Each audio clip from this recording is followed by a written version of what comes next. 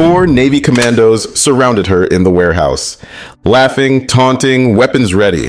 They'd taken her rifle, stripped her sidearm, left her with nothing but empty holsters. They thought she was helpless, but what happened next lasted exactly 79 seconds. And when the timer stopped, 4 elite operators were flat on their backs, bruised, stunned, and asking the same question. What the hell just happened? Her answer? It made sure no one on that base ever looked at her the same way again.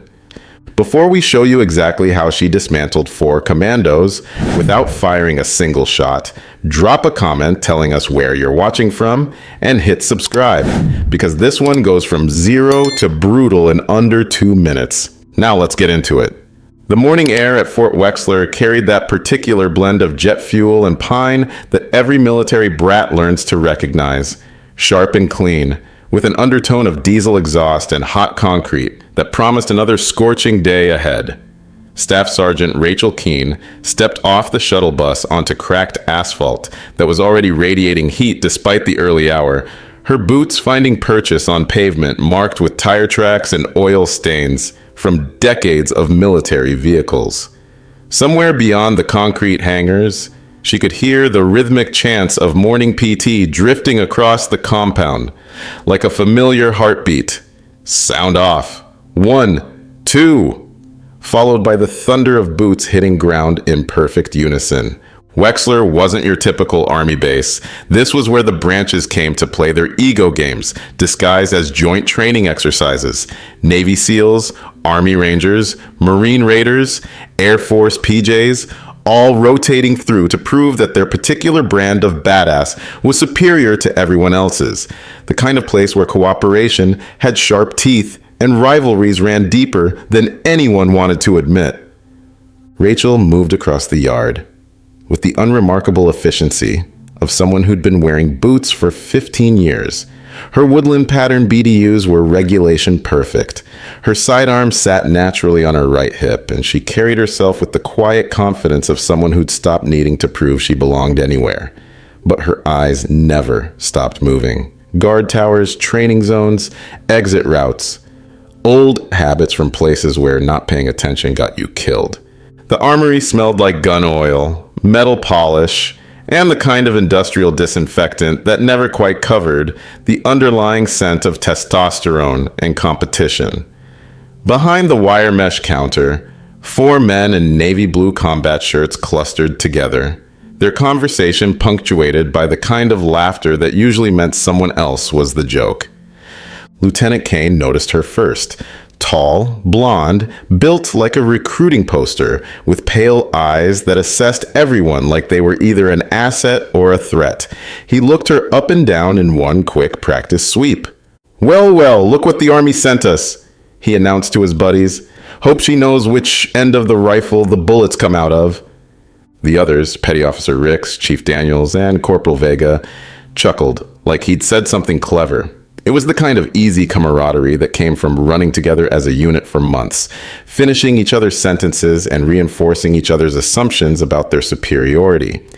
Ricks, stocky with sharp cheekbones and hands that looked like they could crush walnuts, leaned on the counter with the casual arrogance of someone who'd never met a challenge he couldn't muscle through.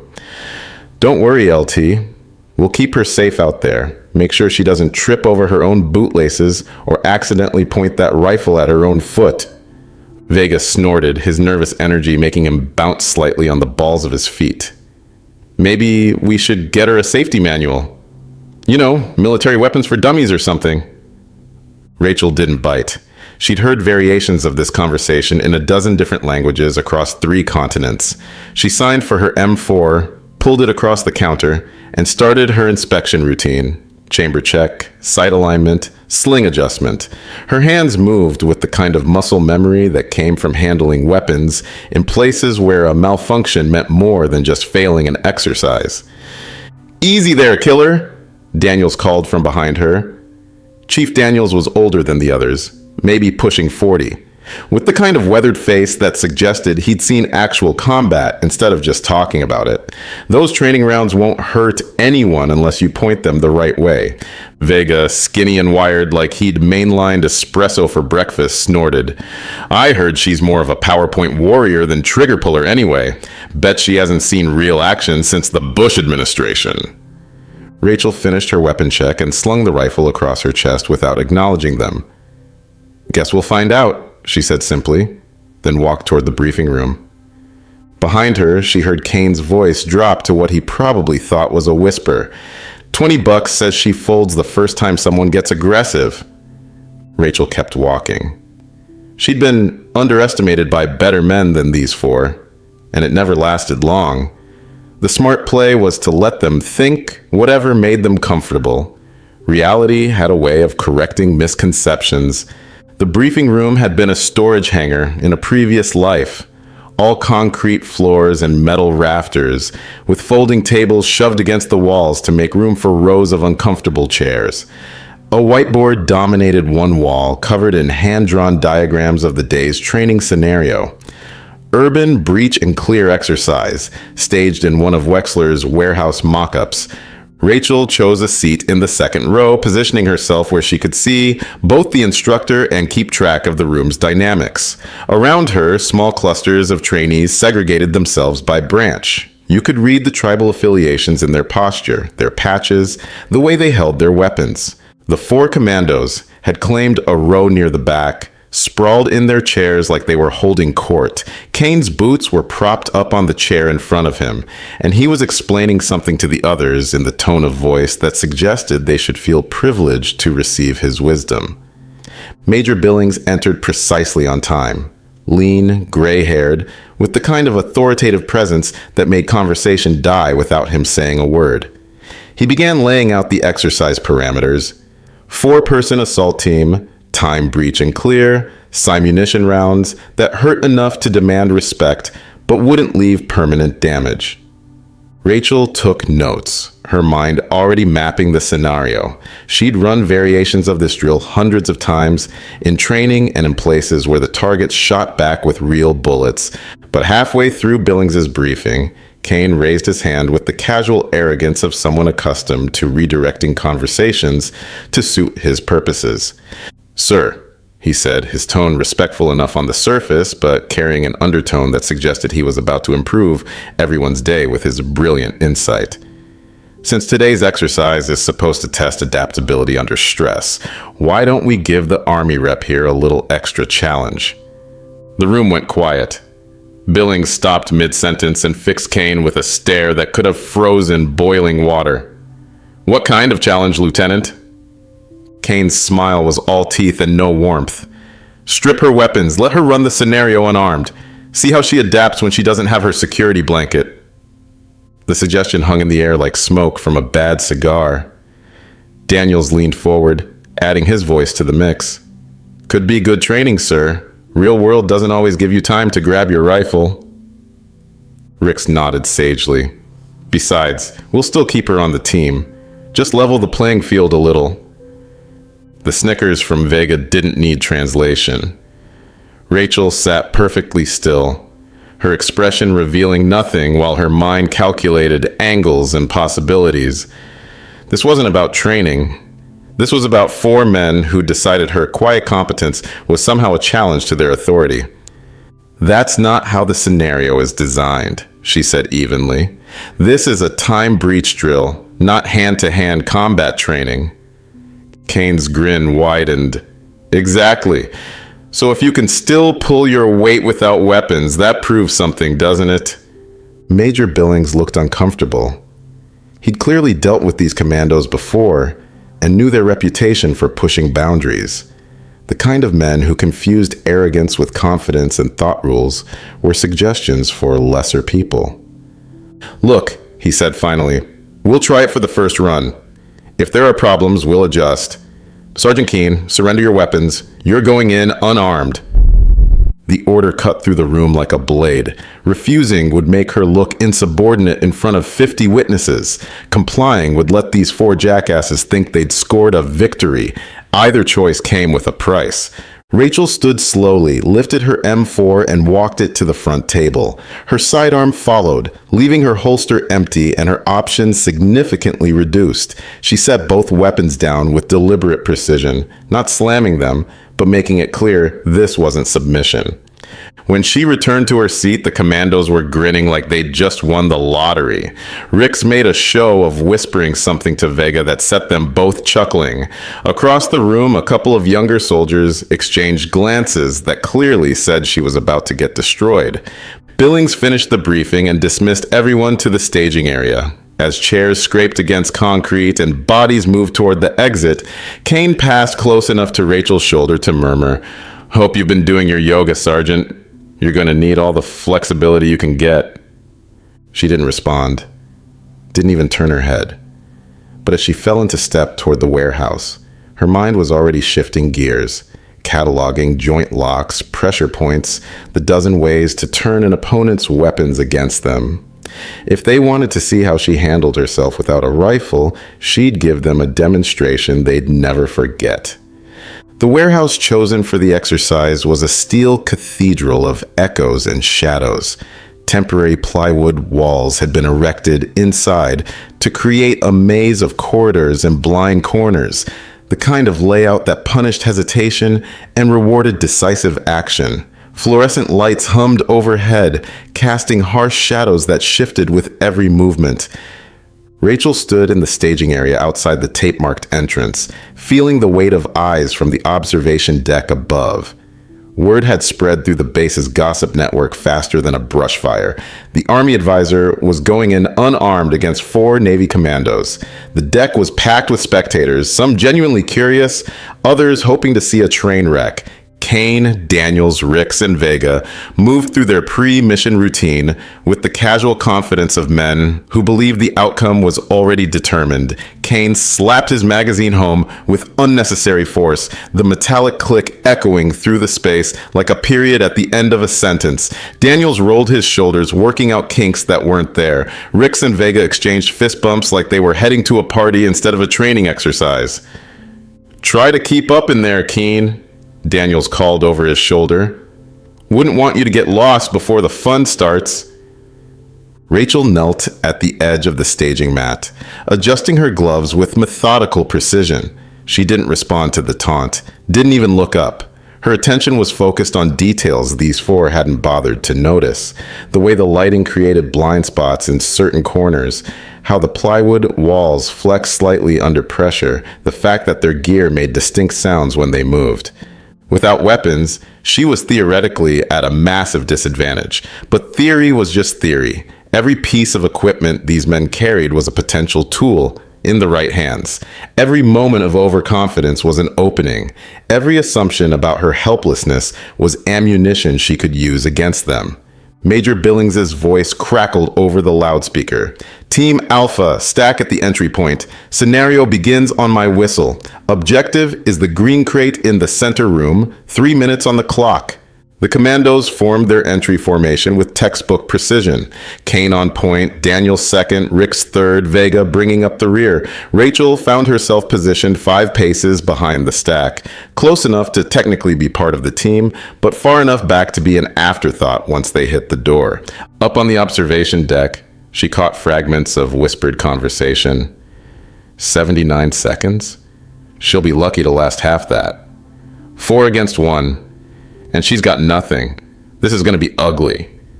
Kane's been waiting for something like this. Rachel settled into a balanced stance, her breathing slow and controlled. She'd been in rooms like this before, only the walls had been stone instead of plywood, and the consequences had been measured in body bags instead of bruised egos. She knew exactly how quickly the dynamic could shift when violence became the only language anyone understood. The countdown began. 3, 2, 1. The whistle shrieked through the warehouse like a starting gun. The Commandos surged forward in perfect synchronization, or so they thought. Rachel didn't follow directly behind them. Instead, she angled off to her left, using the wall for cover while cutting toward the first choke point before they'd even cleared the entrance. The spectators leaned forward on the deck, sensing that whatever was about to happen wouldn't be the routine beatdown they'd expected. The first corridor was barely wide enough for two people to move abreast. Kane took point, his rifle up and ready, sweeping left and right with mechanical precision. Daniels stayed tight on his shoulder, Ricks just behind, Vega anchoring the rear and already thinking about what they'd say in the debrief about how easy it had been. Rachel held back just enough to give herself room to maneuver. No point rushing into a confined space where numbers meant everything. Better to wait for the right moment when confidence made them sloppy. 20 seconds in, they reached the first turn, a sharp left into what the exercise called an urban alley. Vega swung around the corner without checking his six, his attention focused forward on the objective. It was the kind of tactical error that got people killed in real combat. But in training, it just got you embarrassed. Rachel slipped in behind him like smoke, her movements flowing with the kind of lethal grace that came from years of close quarters training in places where hesitation meant death. Her left hand clamped over his rifle barrel while her right locked onto his wrist with precise pressure. Not enough to break bone, but more than enough to control his entire arm. A sharp twist against his shoulder joint that sent lightning up his arm. A quick pull to break his balance and override his center of gravity, and Vega went down hard onto the padded floor with a grunt of surprise and pain that echoed off the warehouse walls. The impact drove the air from his lungs in a strangled wheeze. Before he could recover, before he could even process what had happened, she stripped the rifle from his grip like taking candy from a child and stepped over his prone form with the clinical efficiency of a surgeon removing a tumor.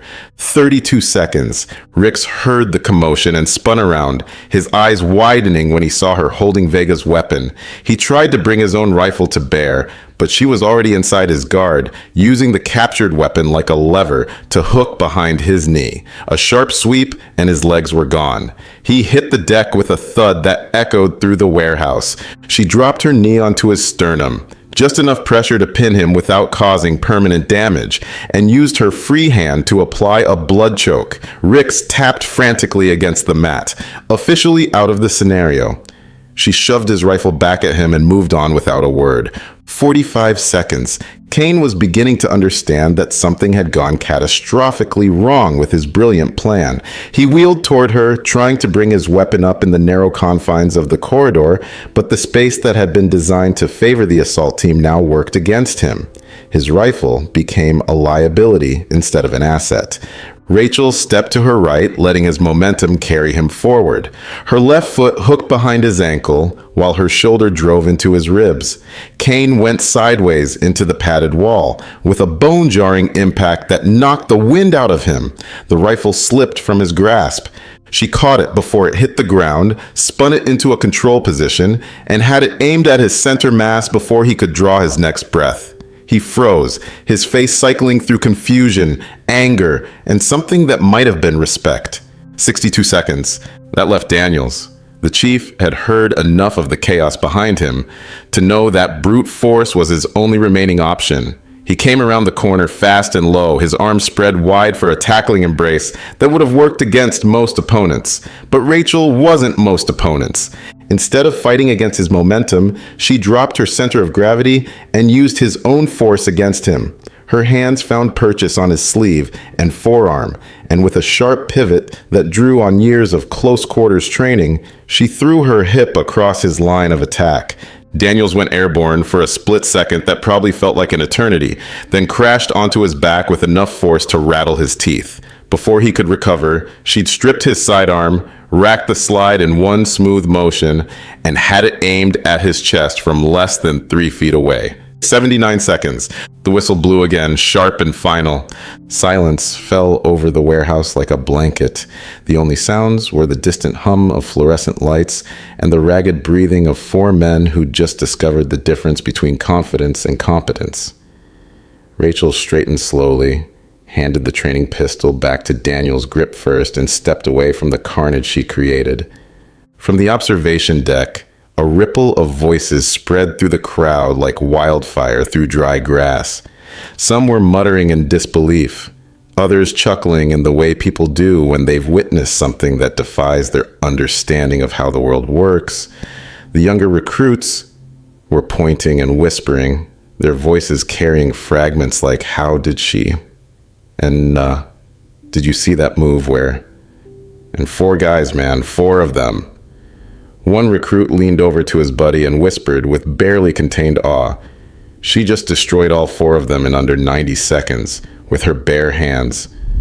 Kane struggled to his feet first, rubbing his shoulder, where it had introduced itself to the wall. His face was flushed. Whether from physical exertion or embarrassment was hard to say. Vega remained on one knee, adjusting his gear like it might restore some of his dignity. Rix avoided eye contact with everyone, suddenly fascinated by his bootlaces. Daniel stayed seated on the floor for several long seconds, as if standing up would make his defeat more real. Rachel said nothing. She didn't gloat, didn't lecture, didn't even look particularly satisfied. She just walked to the gear rack, hung up the borrowed equipment, and removed her gloves with the same methodical precision she'd shown throughout the exercise. The timer above the entrance still glowed in accusatory red digits, 119. The silence that followed was heavier than any applause could have been. Up on the observation deck, conversations died mid-sentence as people tried to process what they'd witnessed. Rachel Keene, quiet, unassuming, supposedly outgunned, had just dismantled 4 elite operators without breaking a sweat. Behind her, the Commandos struggled to salvage what remained of their dignity. Kane muttered something about lucky shots and unfair advantages, but his heart wasn't in it. Rix busied himself with equipment that didn't need adjustment. Vega looked like he was having a serious conversation with his career choices. No one apologized. No one acknowledged that maybe, just maybe, they'd misjudged the situation from the beginning. That's when the slow clap started. It echoed through the warehouse with deliberate precision, not mocking but commanding attention in a way that made everyone look up toward the observation deck. A tall figure in dress greens leaned against the railing, his silver eagles catching the fluorescent light. Colonel Abrams descended the metal stairs with the kind of presence that made grown men stand straighter without being told. He was broad-shouldered, distinguished in the way that came from decades of command, with eyes that missed nothing and judged everything. He stopped a few feet from Rachel, studying her with something that might have been amusement. Didn't expect to see Falcon back on the mats. The call sign hit the room like a physical blow. Kane's head snapped up. Daniels went absolutely still. Falcon wasn't a nickname you earned teaching basic training. That was a designation that came from places where failure meant body bags and success was measured in missions that never made the news. Rachel's expression didn't change. "Been a while, sir." Abrams nodded toward the 4 men still picking themselves up off the floor. "Gentlemen, you might be interested to know that Staff Sergeant Keene here served as primary close-quarters combat instructor for a joint NATO task force, specialized in neutralizing multiple armed opponents in confined spaces. That was, 8 years ago?" 10, Rachel corrected quietly. 10 years, Abrams repeated, his smile growing slightly. "Which means that she was perfecting techniques, like what you just experienced, while some of you were still learning which end of the rifle to hold. In fact, Chief Daniels," his gaze shifted to the man still sitting on the floor, "I believe you may have unknowingly incorporated several of her original training protocols into your current curriculum." The transformation in the Commandos' posture was immediate and complete. Kane's arrogance evaporated like morning mist. Vega suddenly found the floor fascinating. Rick swallowed hard, his Adam's apple bobbing like a fishing cork. Abrams took a step closer to Rachel, his voice carrying enough to reach every corner of the warehouse. "Good to have you back, Sergeant. This base needs more instructors who can still demonstrate why their techniques work." "Thank you, sir," she replied, her tone professional, but carrying an edge that suggested she was done being underestimated. The colonel turned back toward the 4 men.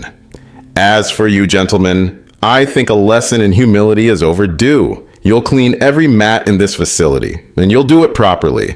This isn't just about tactical skills. It's about respect for your fellow warriors." The order landed without argument or protest. Daniels nodded curtly. Kane managed a clipped "yes, sir" that sounded like it was pulled from his throat with pliers. Abrams left as deliberately as he'd arrived, his boots ringing against the concrete in a rhythm that underlined the fact that the demonstration was over and normal operations would resume. Rachel didn't linger to savor her victory. She collected her gear, secured her empty holsters, and headed for the exit. A few of the younger recruits stepped aside as she passed, their expressions carrying something they hadn't shown her before. Not just curiosity, but genuine respect. Up on the observation deck, one instructor leaned toward another and murmured, 79 seconds against 4 armed commandos. Hell of a way to make a point. Rachel kept walking, her pace steady and unhurried. This hadn't been about proving anything to anyone. It had been about doing the job she'd been asked to do, even when the parameters changed without warning. The fact that 4 arrogant men had learned something in the process was just a bonus. Behind her, the sound of mops and cleaning supplies being distributed echoed through the warehouse. It wasn't the most severe punishment in military history, but everyone who'd spent time in uniform understood the sting of being put on janitorial duty after getting shown up in front of an audience. The walk back to the barracks took her across an open stretch of tarmac that shimmered with heat waves. Despite the early hour, Rachel maintained her steady pace, neither hurrying toward her next assignment nor dragging her steps to extend the moment. She'd learned long ago that the best way to handle a situation like this was to let it fade naturally, without unnecessary drama or victory laps. She passed a cluster of younger soldiers near the motor pool. One of them, Army by his patches, gave her a respectful nod, the kind that acknowledged shared understanding without needing words. Another straightened his posture as she walked by, suddenly reminded that rank and appearance didn't always tell the whole story. Rachel didn't encourage either gesture beyond a slight lift of her chin. Respect earned through demonstration was fragile. It grew better in silence than under the spotlight. At the supply depot, she returned her training gear and signed the checkout sheet. The supply sergeant, a grizzled veteran with 20 years of service etched into his weathered features, glanced up from his paperwork. "Heard you stirred things up over at the warehouse," he said, his tone carrying the faint amusement of someone who'd seen enough military politics to find humor in the inevitable. Rachel offered him the ghost of a smile. "Just ran the exercise, Sergeant." "Uh-huh, that's one way to put it." She stepped back into the sunshine, letting the heavy door swing shut behind her. Across the compound, another training rotation was forming up, instructors delivering their pre-exercise briefings with the same routine authority that kept military bases functioning around the world. Her moment in the spotlight was already being absorbed into the day's normal rhythm, and that was exactly how she preferred things. Her next rotation started in 25 minutes. She'd be there on time, ready to work, same as always. No war stories shared, no points scored for the sake of scoring them. The people who needed to understand what had happened already knew. Everyone else would figure it out when it mattered. Behind her, back in the warehouse, the sound of cleaning continued. Daniel's voice carried faintly over the base's ambient noise, irritated but with an undertone of something that might have been respect. "She's fast," he was saying to someone. "Too damn fast." Rachel didn't turn around. She'd already moved on to whatever came next, the way she always did. Some lessons took 79 seconds to teach. Others took a lifetime to learn. The smart money was on these 4 commandos, figuring out which category they'd just experienced. The afternoon sun was climbing toward its daily peak, and Fort Wexler continued its mission of turning good soldiers into better ones. The only difference was that 4 Navy commandos now understood that assumptions could be dangerous, and one quiet Army sergeant had reminded everyone that the most dangerous people are often the ones you'd never suspect. In the end, that was probably worth more than any formal training exercise could have accomplished. Have you ever seen someone get completely underestimated like that? Sometimes the quietest people in the room are the ones you should be most careful about challenging. What do you think those commandos learned from getting schooled in under 90 seconds? Was Rachel's demonstration justified? Or should she have handled their disrespect differently? Drop your thoughts in the comments below. I read every single one and love hearing your perspectives. If this story reminded you that respect should be earned, not demanded, hit that like button and subscribe for more stories about quiet professionals who let their actions do the talking. And if you know a veteran whose service deserves recognition, share this video with them. It means more than you might think. More stories about heroes hiding in plain sight are waiting for you right on your screen. Click one of those to keep watching, and I'll see you tomorrow with another story that proves why you should never judge a warrior by their uniform. Until then, remember, the most dangerous opponents are often the ones who never have to prove how dangerous they are.